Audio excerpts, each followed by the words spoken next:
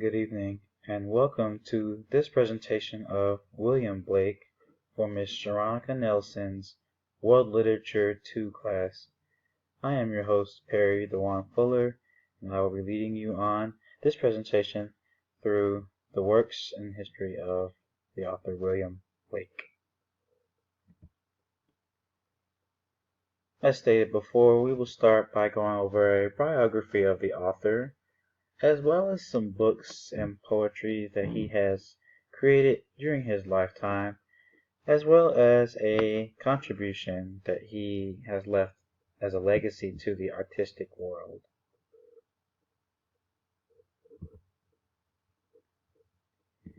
Here we have Mr. William Blake himself. He was born on November 28, 1757, in the Soho district of London, Great Britain. Obviously, as well known, his occupation was a poet and painter, as well as a printmaker. He died August 12, 1827. Now, William Blake had a very interesting childhood, mainly due to the fact that he told people that he experienced visions of God and angels. Now, these visions of God and angels would actually play a very critical role in his later contributions to the artistic world. He was introduced to the Bible at a very early age. Like I said before, it had a profound influence on him. It would remain a lifetime source of inspiration, coloring his life and works with intense spirituality. Now, the visions of God that he has been said to have had occurred when he was about 4 years old. He told one of his friends that he experienced God trying to come up to his window. Now, no one can really say that God actually came up to his window, but he believed it greatly.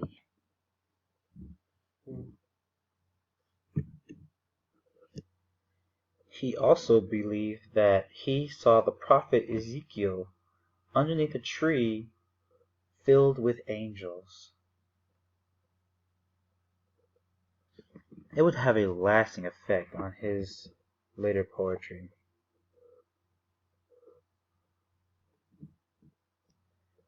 Due to his upbringing, he did not do very well in school. He was there for a little while before being ultimately homeschooled, where he would develop most of his human skills. He also took a very early interest in painting and poetry, just like many other artists before him. He was able to dive into the artistic world pretty early, at the age of 10 actually. He was enrolled at Henry Powers Drawing School, where he sketched the human figure. At age 14, he was apprenticed with an engraver. After he was successfully completed his tutelage underneath the school that he was in, he was able to kind of spread his wings and go out into the world, creating more and more drawings of tombs and monuments. There he was introduced to a lot of the Gothic styles of art.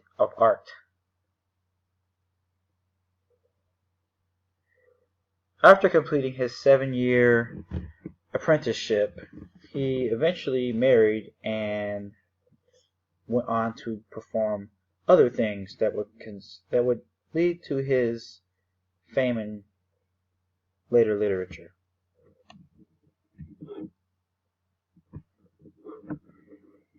Here is a list of the books and poetry that he has collectively created during his tenure.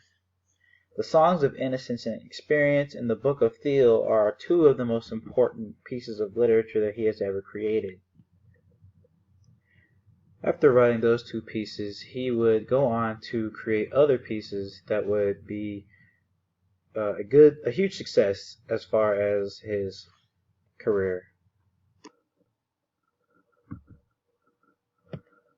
The Songs of Innocence and of Experience is a collection of 19 poems. It was mashed together in two phases. The overall message of the poem itself, or the collection of poems, is the childhood is a state of protected innocence, rather than original sin, but not immune to the fallen world and its institutions. It also stresses the sensibility to the realities of poverty and exploitation. The innocence of the childhood against an adult world of corruption and repression. Within these poems, the 19 poems that are collected, as a whole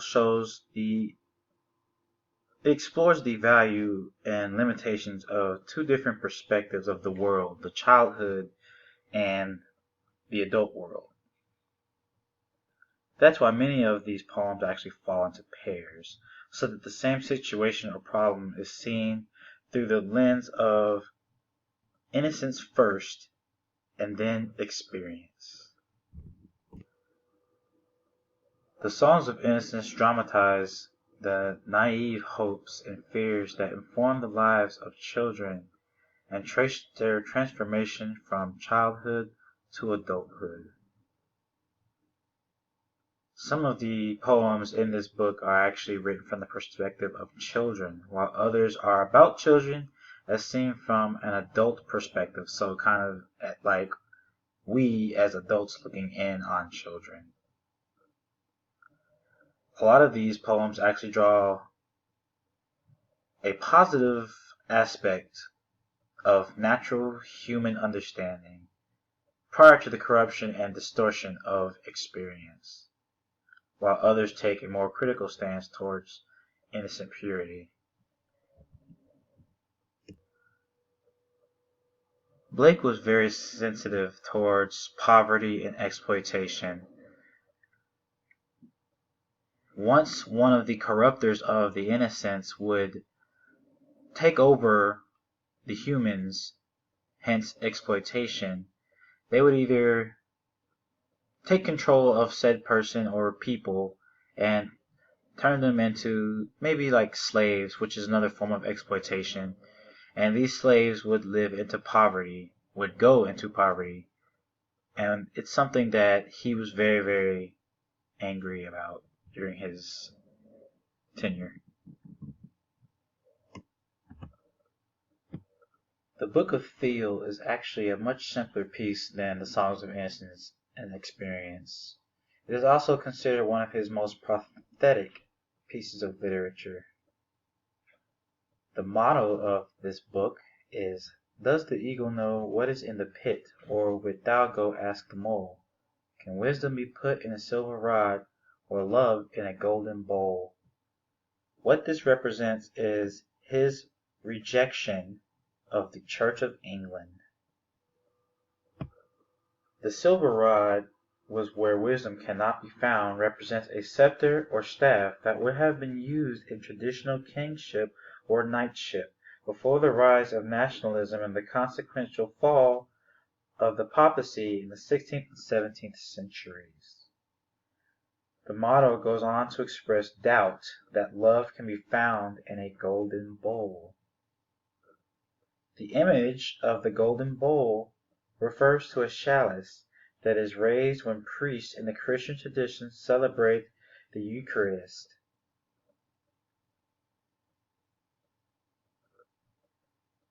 The religious connotations of the rod and bowl help explain the delusionism that many Romantic writers, notably Blake, had with the state church. This type of theological alienation is consistent with the revolutionary and rebellious sentiments of the era. Blake's motto in this book would actually go on to further spur other writers and poets to rebel against the Church of England, which is why it's considered one of the most prophetic pieces as well as one of the most outrageous pieces throughout his career.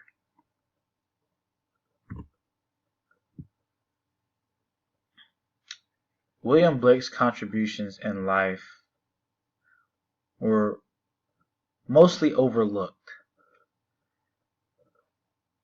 William Blake had to go through a lot, especially with his marriage.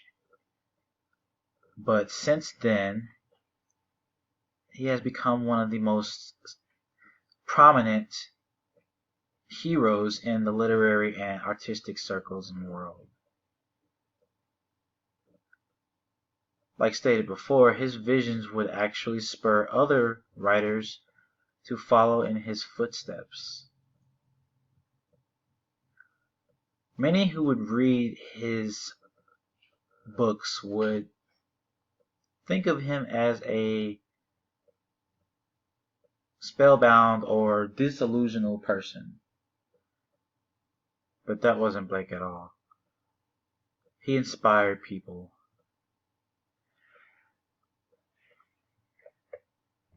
This concludes the presentation on William Blake. Here is where all of my information was found. Thank you for listening. Have a great night.